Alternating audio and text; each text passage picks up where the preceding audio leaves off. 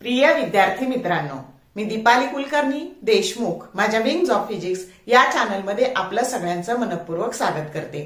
आपली state board ची पीवायक्यूची म्हणजेच प्रिव्हियस इयर क्वेश्चनची सिरीज आपण सुरू केलेली आहे आणि चॅप्टर आहे मेकॅनिकल प्रॉपर्टीज ऑफ फ्लुइड।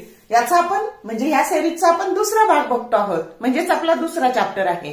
या सिरीज मध्ये काय आहे तर मार्च 2022 च्या बोर्ड परीक्षेमध्ये, मार्च 2023 च्या बोर्ड परीक्षेमध्ये आणि मार्च 2024 च्या बोर्ड परीक्षेमध्ये कोणते कोणते प्रश्न आले होते ते आपण बघणार आहोत। आणि याने काय होणार आहे तर आपल्याला त्या चॅप्टरवर कशा प्रकारे प्रश्न विचारले जातात, कशा प्रकारे उत्तर लिहायचे, कोणत्या भागावर भर द्यायचा, स्ट्रेस द्यायचा, कोणता भाग चांगला कळायचा याची कल्पना आपल्याला येणार आहे। म्हणजे याच्यानुसार आपल्याला अभ्यास करणं सोयीचं जाणार आहे, म्हणजे आपला कमी वेळात चांगला अभ्यास होणार आहे आणि आपल्याला चांगलं यश मिळणार आहे। आणि म्हणून आपण आता पहिल्यांदा बघतो आहोत मार्च 2022 च्या प्रश्नपत्रिकेमध्ये कोणते कोणते प्रश्न आले होते। आणि या चॅप्टरचं जे वेटेज आहे बाळांनो ते 7 मार्काचं वेटेज आहे, म्हणजे 70 पैकी 7 मार्क, याचा अर्थ 10% वेटेज ह्या चॅप्टरला आहे। त्यामुळं त्यातले महत्वाचे प्रश्न तरी चांगले करा।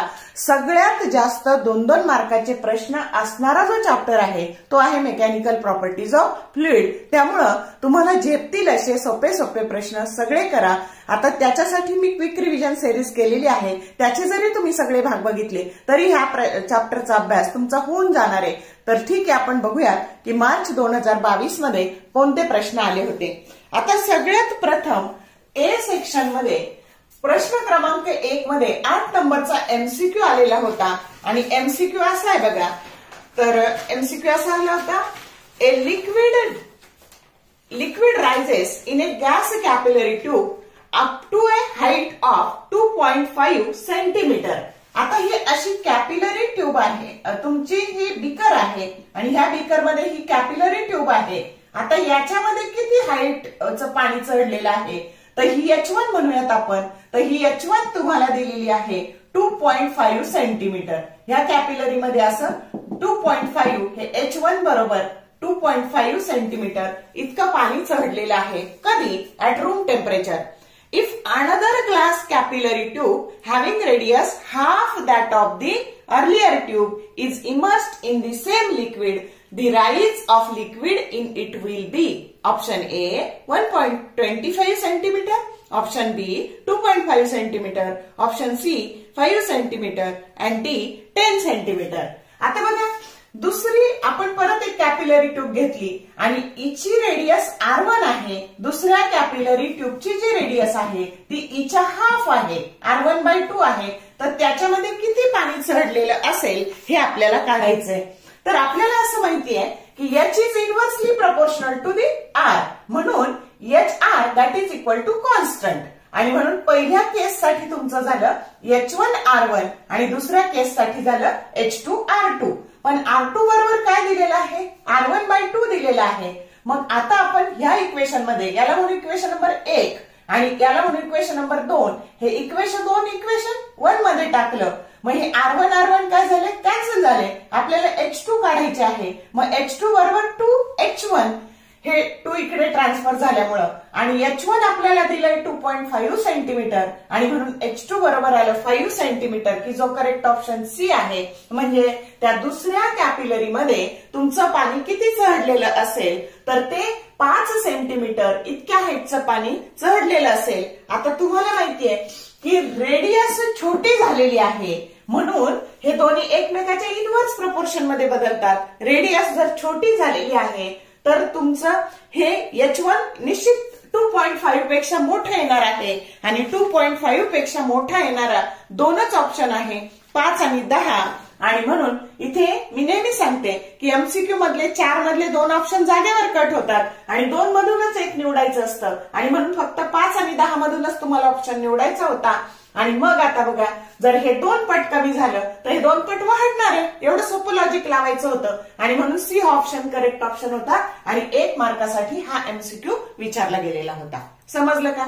मग तुम्ही जर आता याच्यामध्ये एमसीक्यू आहे, त्याच्यामुळे तुम्हाला फॉर्म्युलाला वगैरे मार्क्स नाही मिळणार, डायरेक्टली सोडवायचंय लॉजिक लावून. आता बघा ह्या ए सेक्शन मध्येच क्वेश्चन नंबर 2 मधला दुसरा प्रश्न आहे बघा. State the formula for critical velocity in terms of Reynolds number for a flow of a fluid. Critical वेलॉसिटीचा फॉर्म्युला लिहायचा आहे बाळांनो. तर आता बघा तो असतो RN इटा. VC म्हणजे क्रिटिकल वेलॉसिटी, त्याच्यानंतर RN eta divided by rho into D. म्हणजे तुम्ही जर फॉर्म्युला शीट चांगलं केलं तर तुम्हाला फॉर्म्युला लिहिता येणार आहे. आणि जेव्हा कधी असा फॉर्म्युला विचारतात ना बाळांनो, तर त्याचे सगळ्याचे मिनिंग लिहायचे. काय लिहायचं? VC म्हणजे क्रिटिकल वेलॉसिटी, RN म्हणजे रेनॉल्ड नंबर, इटा म्हणजे coefficient of viscosity of that fluid, rho is the density of that fluid and D is the diameter. तर ह्या पद्धतीने प्रत्येकाचं मिनिंग लिहायचं, 1 मार्कासाठी विचारलेलं आहे. आता त्यानंतर बी सेक्शन मधला 12 नंबरचा प्रश्न काय बघा. 12 नंबरचा प्रश्न, 8 ड्रॉपलेट्स ऑफ वॉटर. असे 8 ड्रॉपलेट्स आहेत वॉटरचे. 8 droplets of water. 8 droplets of water each of radius 0.2 millimetre. म्हणजे या प्रत्येकाची रेडियस, आता जेव्हा ड्रॉप आणि ड्रॉपलेट देतात ना, तर ड्रॉपलेटच्या रेडियसला स्मॉल आर म्हणायचं आणि त्याने जो सिंगल ड्रॉप तयार केला ना त्याच्या रेडियसला कॅपिटल आर म्हणायचं. तर ही स्मॉल आर दिलेली आहे तुम्हाला 0.2 मिलीमीटर आणि 0.2 मिलीमीटरचे मीटर करताना ते घ्यायचे 2 × 10⁻⁻⁴ मीटर. मग आता पुढे काय सांगितलं? कोलॅप्सिस इंटू ए सिंगल ड्रॉप. म्हणजे हे 8 ड्रॉपलेट एकत्र येऊन 1 ड्रॉप बनवतात. Find the decrease in the surface area. तर हा 2 मार्काला आलेला प्रश्न आहे. तर आता बघा, जेव्हा 8 ड्रॉपलेट्स असतात ना त्याच्या एरियाला म्हणायचं A1 आणि सिंगल ड्रॉप तयार केला ना तर A2. आता तुम्हाला माहितीये की जर आपण असे सरबताचे 8 ग्लास भरून ठेवले तर त्याला लागणारी जागा आणि ते 8 ग्लास एका पातेल्यात ओतले तर त्या एका पातेल्याला लागणारी जागा, याच्यात कुणाला जागा जास्त लागणार आहे? जिथे 8 आपण ते ग्लास ठेवले त्याला जागा जास्त लागणार आहे. म्हणजे सरफेस एरिया ड्रॉपलेट जेव्हा असतात ना त्यांचा सरफेस एरिया नेहमी मोठा असतो कुणापेक्षा? ड्रॉपपेक्षा. मग इथे काय होणार आहे? जेव्हा ड्रॉपलेटचा ड्रॉप तयार होतो तेव्हा सरफेस एरिया हा डिक्रीज होतो. इनिशियल नेहमी जास्त असतो आणि जेव्हा ड्रॉपलेट तयार करतात तेव्हा सरफेस एरिया इन्क्रीज होतो. कळलं का? मग हे थेरी किंवा टेक्निक म्हणून इथं तुम्हाला काय विचारलंय? Decrease in surface area. पण बाळांनो, जेव्हा जेव्हा असे ड्रॉप आणि ड्रॉपलेटचे प्रॉब्लेम येतात तेव्हा आता मी जर 8 ग्लासामध्ये भरलेलं सरबत हे जर 1 लिटर असेल तर ते जर मी मोठ्या पातेल्यात ओतलं तर ते 1च लिटर भरणार आहे. म्हणजे जरी सरफेस एरियात बदल होत असला तरी व्हॉल्यूम हा इक्वलच राहतो. आणि म्हणून 8 ड्रॉपलेट्सचा व्हॉल्यूम आणि एका ड्रॉपचा व्हॉल्यूम हा सारखा असतो. आणि म्हणून volume of 8 droplets that is equal to volume of 1 single drop. आणि मग आता याची रेडियस स्मॉल आर घ्यायची, याची रेडियस कॅपिटल आर घ्यायची. 8 ड्रॉपलेट्सचा व्हॉल्यूम 8 × 4/3πr³ आणि याचा 4/3πr³. 4/3π कॅन्सल झाले आणि 8r³ बरोबर r³. क्यूब रूट जर घेतलं, हे 2चं क्यूब आहे हा 8 म्हणजे, आणि म्हणून 2r बरोबर r. हे रिलेशन आपल्याला मिळालं आणि ह्या स्टेपला मिळतो अर्धा मार्क. इथपर्यंत 2 मार्कापैकी तुम्हाला मिळाला अर्धा मार्क. आता decrease in surface area A1 - A2. आता याचा सरफेस एरिया, मग आता काय बघा, तर ड्रॉपचा सरफेस एरिया 8चा 8 × 4πr² आणि ह्या एकाचा 4πr². मग ह्या r ची किंमत 2r मिळालेली आहे, ती इथे टाकून द्यायची कारण आपल्याला स्मॉल आर दिलेली आहे ना, म्हणून ह्या r ची किंमत ह्या r च्या स्वरूपात टाकायची. कळलं का? मग आता बघा, हे झाले 32πr² आणि हे 2r टाकले आणि त्याचा स्क्वेअर केला तर हे झाले 16πr². मग 32πr² - 16πr² किती झाले? 16πr². पायची किंमत 3.142 टाकायची.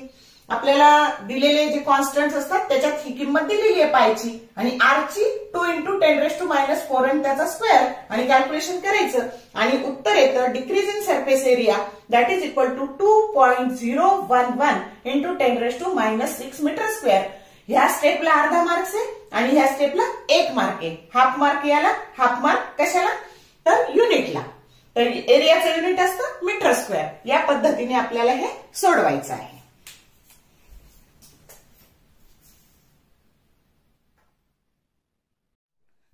हे बघा, सी सेक्शन मध्ये क्वेश्चन नंबर 21 विचारलेला आहे 3 मार्कासाठी. प्रश्न असा आहे, derive an expression for terminal velocity of a spherical object falling under gravity through a viscous medium.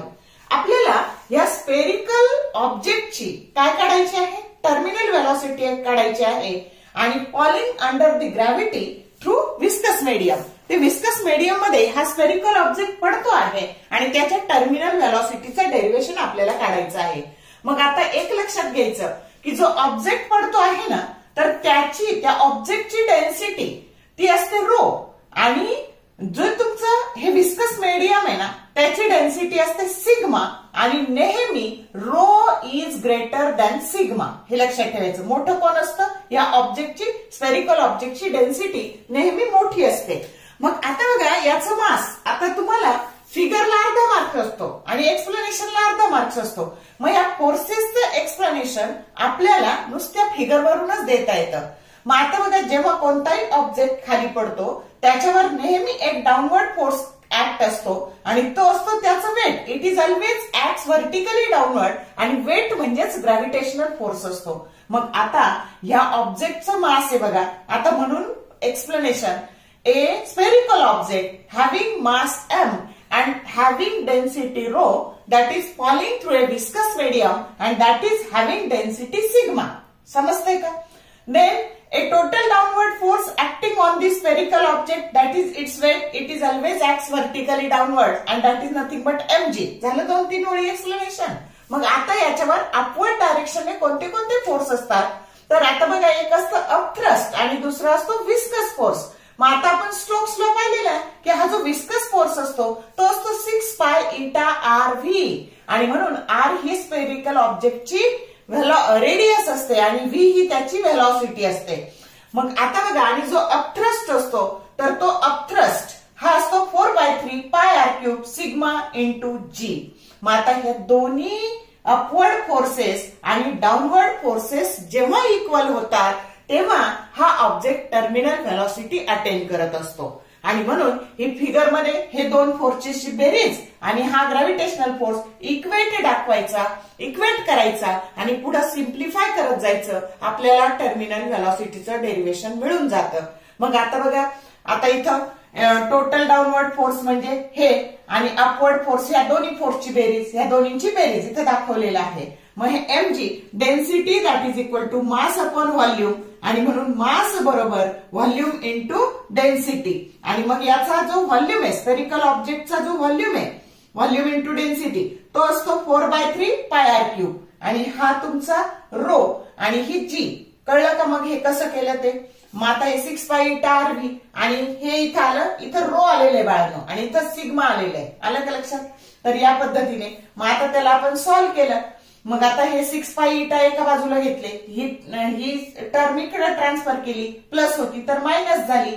हे कॉमन काढले आणि कॉमन काढल्यावर परत टर्मिनल व्हेलॉसिटी साठी डेरिव्हेशन, व्ही साठी डेरिव्हेशन ऑब्टेन करायचंय. व्ही बरोबर हे घेतलं आणि नंतर सिम्प्लिफाय केलं. सिम्प्लिफाय केल्यावर काय झालं, हे पाय कॅन्सल झाले. एक आर क्यूब होतं तर आर स्क्वेअर झालं. हे g rho minus sigma divided by eta. Eta that is nothing but coefficient of viscosity of this medium, viscous medium. त्याची eta he coefficient of viscosity आहे. अशा सोप्या पद्धतीने हे डेरिव्हेशन लिहायचं. म्हणजे मी जेवढं फळ्यावर लिहिलंय ना तेवढ्याचीच रायटिंग प्रॅक्टिस करायची. कळलं का किती सोपं आहे ते.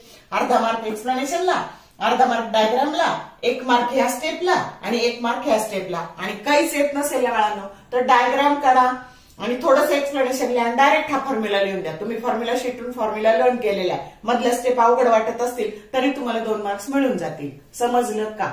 तर हे सगळे होते 2022चे प्रश्न. बघा मार्काची मिळून बेरीज 7 मार्क झाली का?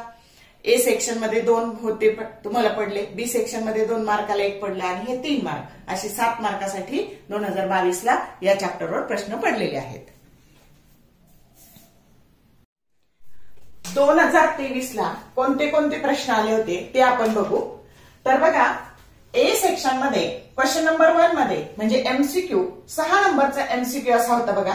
If theta represents the angle of contact made by liquid which completely wets the surface of the container, then option A theta that is equal to 0, B theta that is greater than 0, less than pi by 2. Option C, theta that is equal to pi by 2 and D, theta that is less than pi by 2 and greater than pi. आता त्याच्यासाठी आपण 3 cases consider करू. आता हा 1 मार्कासाठी MCQ विचारलेला आहे बघा. तर 3 केसेस लक्षात घ्या की जेव्हा अँगल ऑफ कॉन्टॅक्ट हा अॅक्यूट असतो तेव्हा the given liquid partially wets the given solid. म्हणजे जेव्हा दिलेलं लिक्विड दिलेल्या सॉलिडला काही प्रमाणात चिकटत असेल तर अँगल ऑफ कॉन्टॅक्ट हा अॅक्यूट असतो म्हणजे 90 डिग्री पेक्षा लेस असतो. Means theta that is less than the pi by 2. समजते का? आता जेव्हा दिलेलं लिक्विड दिलेल्या सॉलिडला अजिबातही चिकटत नसेल. आता याचं एक्झाम्पल सांगता येईल बघा, केरोसिन आणि ग्लास. याचं होतं बघा, दिलेलं लिक्विड दिलेल्या सॉलिडला अजिबातही चिकटत नसेल तर अँगल ऑफ कॉन्टॅक्ट हा ऑप्टिव्ह असतो म्हणजे theta it is greater than pi by 2. आता mercury in contact of glass example, आणि दिलेलं लिक्विड दिलेल्या सॉलिडला जर कम्प्लिटली वेट्स करत असेल तर थिटा बरोबर 0 असतो. For example pure water in contact with glass. आपल्याला ही केस दिलेली आहे आणि म्हणून आपला करेक्ट ऑप्शन ए आहे, theta that is equal to 0. समजलं का? म्हणजे आता ही विचारली पण ह्या दोन्ही पण तुम्हाला माहित असल्या पाहिजे. याच्यावर 1 मार्काचा प्रश्न येऊ शकतो किंवा एमसीक्यू बदलून असं पण एमसीक्यू येऊ शकतो. म्हणून ह्या 3 केसेस तुम्हाला शिकवलेल्या आहेत, नीट लक्षात ठेवा. आता बी सेक्शन मध्ये 2 मार्काला प्रश्न विचारलेला आहे. Define coefficient of viscosity, state its formula and state its SI unit. आता बघा केस काय असते तर हे असं या ठिकाणी समजा हे असं लिक्विड असेल आणि त्याच्या लेअर मध्ये विस्कस फोर्स असतो. कोणता फोर्स असतो? विस्कस फोर्स असतो. मग हा विस्कस फोर्स हा 2 गोष्टींच्या डायरेक्ट प्रपोर्शन मध्ये बदलतो. कोणत्या कोणत्या 2 गोष्टी? एरिया ऑफ द लेअर, त्या लेअरचा एरिया, आणि हा आहे व्हेलॉसिटी ग्रेडियंट. म्हणजे किती अंतरात किती व्हेलॉसिटी बदलली एका फिक्स लेअर पासून, त्याला आपण व्हेलॉसिटी ग्रेडियंट म्हणतो म्हणजे डीव्ही बाय डीएक्स. मग विस्कस फोर्स हा कोणता फोर्स आहे? 2 लेअर मधला फोर्स. म्हणजे कोणता फोर्स आहे? Viscous force that is directly proportional to area of layer. It is also directly proportional to velocity gradient. Now to remove this proportionality sign, we have to put constant and that constant is called as eta and this eta is coefficient of viscosity. मग आता हा arrange काय झाला तर eta that is equal to F by A into dV by dx. मग आपल्याला हे सगळे नोटेशन्स माहित असले पाहिजे. F म्हणजे विस्कस फोर्स, ए म्हणजे एरिया ऑफ लेअर आणि डीव्ही बाय डीएक्स म्हणजे व्हेलॉसिटी ग्रेडियंट. मग आता तुम्हाला हा फॉर्म्युला स्टेट करायला आलेला आहे, त्याच्यासाठी अर्धा मार्क आहे. आणि आता डेफिनेशन कशी करायची तर याचं नाव coefficient of viscosity is defined as, हा विस्कस फोर्स आहे. कोणता फोर्स आहे? Viscous force per unit area. बघा भागिलेला काय म्हणायचं? पर युनिट एरिया आणि पर युनिट व्हेलॉसिटी ग्रेडियंट. कळली डेफिनेशन? 1 मार्क डेफिनेशनला आहे. इथं आधीचं मी लिहिलं नाही का, coefficient of viscosity is defined as viscous force per unit area per unit velocity gradient. आता एसआय युनिट, आता एसआय युनिट फॉर्म्युल्यावरूनच ऑब्टेन करू आपण. फोर्सचा फॉर्म्युला तुम्हाला फक्त स्टेट करायचंय पण मी तुम्हाला ऑब्टेन करून दाखवलं. तर फोर्सचं एसआय युनिट न्यूटन, एरियाचं मीटर स्क्वेअर, व्हेलॉसिटी पर तुमचं डिस्टन्स आहे metre per second divided by metre, metre metre cancel झालं आणि हे आता हे झालं newton divided by metre square per second. आता नेहमी लक्षात ठेवायचं डिनॉमिनेटरचा डिनॉमिनेटर दॅट इज न्यूमरेटर. काय शिकवलं मी? डिनॉमिनेटरचा डिनॉमिनेटर दॅट हा डिनॉमिनेटर आहे, त्याचा हा डिनॉमिनेटर आहे. डिनॉमिनेटरचा डिनॉमिनेटर इट बिकम्स न्यूमरेटर. म्हणजे हे झाले newton second per metre square. मला तुम्हाला प्रेशरचं युनिट माहितीये, न्यूटन पर मीटर स्क्वेअर. काय युनिट आहे? Newton per metre square. त्याला फक्त एस लावायचं, सेकंड लावायचं, झालं कोएफिशिएंट ऑफ विस्कोसिटीचं युनिट. कळलं का? मी ऑब्टेन करून दाखवलं पण लक्षात कसं ठेवायचं, जे प्रेशरचं युनिट आहे न्यूटन पर मीटर स्क्वेअर त्याला फक्त न्यूटनला सेकंडने गुणायचं की झालं कशाचं युनिट? Coefficient of विस्कोसिटीचं. याचा अजून एक युनिट लिहिता येतं बाळांनो.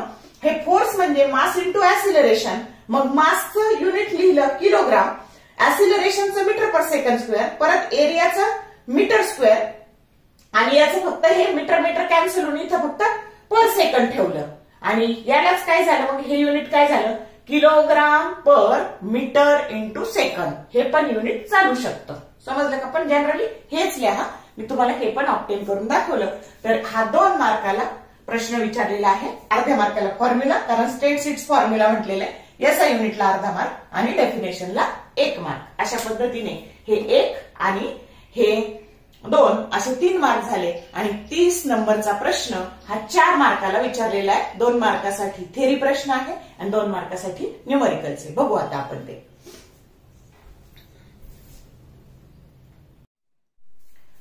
डी सेक्शन मध्ये 4 मार्कासाठी या चॅप्टरवर प्रश्न विचारलेला आहे. 2 मार्काचा थेरी क्वेश्चन आहे, 2 मार्काचं न्यूमरिकल आहे. थेरी क्वेश्चन असा आहे बघा 2 मार्कासाठीचा. Obtain the relation between surface energy and surface tension. Surface energy आणि सरफेस टेन्शन याच्यामधलं रिलेशन ऑब्टेन करा. मग काय करायचं तर ही अशी पी डॅश पी एस आणि एस डॅश अशी वायरची अशी ही फ्रेम घ्यायची. ही अशी फ्रेम घ्यायची आणि त्याच्यावर एक वायर अशी टाकायची की जिची लेंथ एल आहे आणि ही जी वायर आहे ही आपल्याला अशी इथे पुढे मागे करता येते. आलं का लक्षात? तर तिची लेंथ एल आहे, ह्या वायरची लेंथ एल आहे. मग आता बघा ही जी फ्रेम आहे ना ही अशी ही सूप सोल्युशन मध्ये डीप करायची. मग ती सोप सोल्युशन मध्ये डीप केल्यावर ही अशी आपल्याला सोप फिल्म तयार झालेली दिसते आणि आपल्या सरफेस टेन्शनच्या फॉर्म्युल्यानुसार T that is equal to F by L. पण ही जी लेंथ असते ना बाळांनो ही इफेक्टिव्ह लेंथ घ्यायची असते आणि जेव्हा ही फ्रेम तुम्ही सोप सोल्युशन मध्ये बुडवाल तेव्हा याच्यावर या डायरेक्शनने फोर्स कार्यरत असतो. मग हा बघा नॉर्मल फोर्स का तर हा सरफेस एरिया कमी करण्याकरता. कारण जेव्हा असा सरफेस असतो तेव्हा त्या सरफेसची टेंडन्सी असते to minimise its surface area and that is called as a surface tension. आणि म्हणून प्रत्येक सरफेस एरियाला नेहमी त्याच्या डोक्यावर टेन्शन असतं माझा सरफेस एरिया कमीत कमी कसा राहील आणि त्याच्यासाठी हा असा फोर्स त्याच्यावर कार्यरत असतो. आणि सरफेस टेन्शनचा फॉर्म्युला असतो की फोर्स पर युनिट लेंथ. पण कोणती लेंथ? Effective length. आता तुम्ही म्हणाल ही लेंथ तर फक्त एल आहे पण जेव्हा तुम्ही सोप फिल्म तयार करताल तर ही वरून पण आणि खालून पण ती कॉन्टॅक्ट मध्ये असते आणि म्हणून इथे आपल्याला इफेक्टिव्ह लेंथ ही 2L घ्यावी लागणार आहे. म्हणजे जेव्हा कधी असं वायरचं तुम्ही हे लूप बनवलं आणि ते जर टाकलं एखाद्या सोप सोल्युशन मध्ये तर वास्तविक ही लेंथ 2πr असते पण आपल्याला ती 4πr घ्यावी लागते इफेक्टिव्ह लेंथ. समजलं? त्याच्याऐवजी जर तुम्ही डिस्क टाकली अशी तर डिस्क टाकल्यावर मात्र एकच त्याचा सरफेस कॉन्टॅक्ट मध्ये असतो. डिस्क असेल तर ही लेंथ 2πr घ्यायची आणि जर तुमचं लूप असेल वायरचं लूप असेल तर ती लेंथ 4πr घ्यायची. समजतंय का? तर या पद्धतीने इफेक्टिव्ह लेंथ ही कॅल्क्युलेट करायची असते. आणि म्हणून surface tension that is equal to F by L effective आणि L इफेक्टिव्ह ही असते 2L आणि याच्याहून इथे हा जो फोर्स कार्यरत आहे तो F that is equal to T into 2L हा झाला तिथे कार्यरत असलेला फोर्स. समजलं कसं आला ते या फॉर्म्युल्यावरून? मग आता बघा ह्या स्टेपला तुमच्या डायग्रामला अर्धा मार्क आहे आणि ह्या स्टेपला अर्धा मार्क आहे. आता काय करायचं तर आपल्याला इथे एक्स्ट्रा एरिया बनवायचा. एक्स्ट्रा एरिया कशासाठी बनवायचा तर ह्या मॉलिक्यूलला सरफेसवर आणायला आणि मग हा एरिया बनवण्यासाठी आपल्याला एवढाच फोर्स लावून ही जी तुमची ही QR ही वायर आहे ही इकडे ओढायची. ती किती अंतर ओढायची तर ती dx इतकं अंतर ओढायची. किती अंतर ओढायची? dx इतकं अंतर ओढायची. मग आता बघा जेव्हा आपण लावलेल्या फोर्समुळे डिस्प्लेसमेंट होणार आहे त्या प्रोसेसमध्ये वर्क डन घडून येणार आहे आणि वर्क डनचा फॉर्म्युला असतो dw that is equal to F dash. इतकाच लावला आपण F डॅश इंटू dx पण त्या F डॅशची किंमत किती आहे तर T इंटू 2L आणि म्हणून dw that is equal to ह्या F ची किंमत टाकली आपण T इंटू 2L आणि किती अंतर तर आपण इथं dx इतकं अंतर त्याला पुढे ओढलं आणि हे वर्क डन तिथं घडून आलं आणि हेच वर्क डन तिथे सरफेस एनर्जीच्या स्वरूपात साठवलं जातं. मग हे dw that is nothing but surface energy. पण मग हा जो चेंज इन सरफेस एरिया झाला ना बाळांनो तर तो इथला तुम्हाला एल इंटू डीएक्सच दिसतो. हा, पण आपल्याला सोप फिल्म असल्यामुळे त्याला 2 ने मल्टिप्लाय करायचं आणि ही झाली डीए ची किंमत आणि surface energy that is equal to T into DA. हाच फॉर्म्युला आपल्याला लिहिता येतो. टी म्हणजे सरफेस टेन्शन, डीडब्ल्यू म्हणजे सरफेस एनर्जी आणि ही चेंज इन एरिया आणि म्हणून surface tension that is equal to surface energy per unit area and this is the relation between surface tension and surface energy. समजलं का? या पद्धतीने आता तुम्हाला जर ते शॉर्ट मध्ये करायचं असेल तर कसं लक्षात ठेवायचं बघा. तर तुमचा जर फॉर्म्युला पाठ असेल इथे, तर फॉर्म्युला पाठ असेल काय बघा, तर T that is equal to DW divided by DA. याच्याहून DW surface energy T into DA. आता ह्या डीए ची किंमत टाकायची 2L इंटू डीएक्स आणि याची किंमत टाकायची एफ म्हणजे DW that is equal to F into DX आणि याच्या आधी एफ ची किंमत टाकायची F that is equal to बघा हे F that is equal to T into 2L. उलट गेलं तर डेरिवेशन मिळालं का 4 स्टेप मध्ये? इतकं सोपं आहे. तर अर्धा मार्क डायग्रामला, अर्धा मार्क ह्या स्टेपला, अर्धा मार्क ह्या स्टेपला आणि अर्धा मार्क याला, असं 2 मार्काचं डिस्ट्रीब्युशन आहे. आता ह्याच फॉर्म्युलावर हा फॉर्म्युला रेग्युलरला किंवा तुमच्या सीईटीला, नीटला खूप खूप इम्पॉर्टंट आहे. आणि इथे एक लक्षात ठेवायचं, जर सोप सोल्युशन असेल तर याला 2 ने मल्टिप्लाय करायचं एरियाला आणि नसेल दुसरं कोणतंही सोल्युशन असेल तर मल्टिप्लाय करायचं नाही. एवढं लक्षात ठेवायचं. आता न्यूमरिकल असे बघा 2 मार्कासाठीचं. Calculate the work done in blowing a soap bubble to a radius of 1 centimetre. बघा हा सोप बबल आहे आणि याची रेडियस 1 सेंटीमीटर आहे. ही 1 सेंटीमीटर आहे. आता आपल्याला तो ब्लो करताना वर्क डन काढायचं आहे आणि सोप सोल्युशनचं सरफेस टेन्शन तुम्हाला दिलेलं आहे 2.5 इंटू 10⁻² न्यूटन पर मीटर. मग आता बघा आपण आधी इनिशियल एरिया 0 घ्यायचा, फायनल एरिया. आता तुम्हाला माहितीये की वर्क डन काढायचं तर आधी चेंज इन सरफेस एरिया काढावा लागतो आणि म्हणून A1 that is equal to 0, A2 that is equal to, आता याचा एरिया असतो 4πr², पण सोप सोल्युशन असल्यामुळे 2 ने मल्टिप्लाय केलं आणि म्हणून 4πr² इंटू 2 हा झाला 8πr². Change in surface area A2 minus A1 that is equal to 8πr². Radius 1 centimetre आहे म्हणजेच 1 इंटू 10⁻² आहे आणि surface tension 2.5 into 10⁻² newton per metre दिलेलं आहे. मग आता डब्ल्यू बरोबर टी इंटू डीए. आता याला हाफ मार्क फॉर्म्युलाला, टी इंटू 8πr² याला हाफ मार्क. आता व्हॅल्यू टाकून दिली आपण, टी ही टाकलं, त्याच्यानंतर हे 8, पायची किंमत 3.142 आणि रेडियसचा स्क्वेअर म्हणजे 10⁻² चा स्क्वेअर. आता याला जर तुम्ही सोडवलं ना बाळांनो तर हे येईल 62.75 इंटू 10⁻6 जूल. आलं का लक्षात? पण याला आपण आन्सर बोर्ड ची जी मॉडेल आन्सर आहे त्याच्यामध्ये असं उत्तर दिलेलं आहे. तर हे जरी आलं तरी तुम्हाला 1 मार्क मिळेल. आणि ह्या पद्धतीने ह्या दोन्ही मिळून स्टेपला तुम्हाला 1 मार्क आहे. याचाच हे रूट हे आहे, फक्त 1 पॉवर आपण इकडे शिफ्ट केलेली आहे. मग कळतंय का? तर या पद्धतीने तुम्हाला या स्टेपला किंवा या स्टेपला अर्धा मार्क, फॉर्म्युलाला अर्धा मार्क आणि याला 1 मार्क, असं 4 मार्काचा हा सगळा प्रश्न याच्यावर पडलेला आहे. मार्च 2024 ला कोणते कोणते प्रश्न आले होते ते आता आपण बघू. तर ए सेक्शन मध्ये म्हणजे एमसीक्यू मध्ये 2 नंबरचा एमसीक्यू होता बघा. The dimensional formula of surface tension is, option A होता L⁻⁻1 M⁻⁻1 T⁻², बी होता L⁻², M⁻⁻1 T⁻² आणि सी होता L⁻1 M⁻⁻1 T⁻⁻1 आणि डी होता L⁻0 M⁻⁻1 T⁻². मग आपण काढूयात सरफेस टेन्शनचे dimension. Surface tension that is nothing but force per unit length. फोर्सचे डायमेन्शन L⁻1 M⁻⁻1 T⁻² आणि लेंथचे डायमेन्शन L⁻1 आणि L⁻1 कॅन्सल झाले आणि डायमेन्शन आले L⁻0 M⁻⁻1 T⁻². जो करेक्ट ऑप्शन आहे ऑप्शन डी. तर 1 मार्कासाठी हा प्रश्न विचारला होता. त्यानंतर ए सेक्शन मध्येच क्वेश्चन नंबर 2 जो आहे त्याच्यामध्ये 1 मार्कासाठी प्रश्न विचारला होता. क्वेश्चन नंबर 2 मधला 2 excuse me, why a detergent powder is mixed with water to wash the cloth.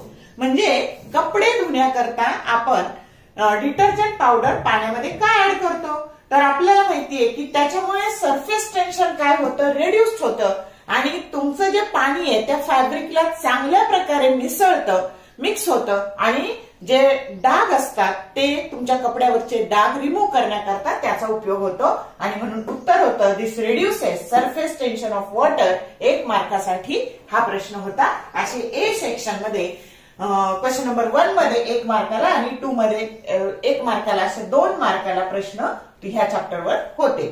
आता बी सेक्शन मध्ये क्वेश्चन नंबर 12 जो आहे त्याच्यामध्ये एक न्यूमरिकल आलं होतं बघा याच्यावर.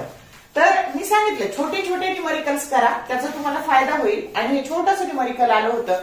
आता न्यूमरिकल असं होतं बघा, a horizontal force of 0.5 newton is required to remove a metal plate of area 10⁻² meter square with a velocity of 3 × 10⁻² meter per second when it rests on a 0.5 × 10⁻³ meter thick layer of glycerin. Find the coefficient of viscosity of a glycerin. मग आपल्याला viscous फोर्सचा formula माहिती असतो की eta coefficient of viscosity area into velocity gradient DV by DX. आणि म्हणून coefficient of विस्कोसिटीचा formula झाला eta that is equal to F by A divided into DV by DX. या कुठल्याही याला तुम्ही कोणताही फॉर्म्युला लिहिला तर तुम्हाला हाफ मार्क्स मिळतील. आता फोर्स 0.5 न्यूटन दिलाय, एरिया 10⁻² मीटर स्क्वेअर दिलाय, डीव्ही व्हेलॉसिटी एवढी दिली, डीएक्स ही दिली आहे तुम्हाला 0.5 × 10⁻³ मीटर आणि कोएफिशिएंट ऑफ विस्कोसिटी काढायची. सबस्टिट्यूशन करायचं. सबस्टिट्यूशन केलं की बघा ह्या व्हॅल्यू इथं आपण पुट केल्या तर आधी हे सोडून घेतले, 10⁻² कॅन्सल झाले आणि हा -1 वर गेल्यावर प्लस झाला आणि हा परत इथं 10⁻1 आणि 10⁻² हा 10⁻−1 झाला आणि तो परत इथे गेल्यावर 10⁻1 झाला. म्हणजे 10च्या पॉवर सगळ्या सोडवल्या की 10⁻1 ही पॉवर न्यूमरेटरला शिल्लक राहते. आता बघा आता इथे शिल्लक काय राहिलं तर 3 डिवायडेड बाय 0.5 असं शिल्लक राहिलं. आता मी नेहमी सांगते डिनॉमिनेटरचा डिनॉमिनेटर दॅट इज न्यूमरेटर. आलं लक्षात. मग हा डिनॉमिनेटरचा डिनॉमिनेटर हा वर गेला 0.5 आणि 0.5. आता 5चा वर्ग असतो 25 आणि 0.5 म्हटलं की 2.5 म्हणजे 0.25 करावं लागेल. 0.25 इंटू 10⁻1 मग हे झाले 2.5 डिवायडेड बाय 3. तुमचं आन्सर आलं eta that is equal to 0.833 newton second per metre square. Half mark याला, हाफ मार्क सबस्टिट्यूशनला आणि 1 मार्क ह्या रिझल्टला. असं आतापर्यंत 5 मार्काचे प्रश्न इथे आलेत. आता अजून 18 नंबरचा प्रश्न सी सेक्शन मध्ये विचारलाय तर तो आपल्याला बघायचा आहे.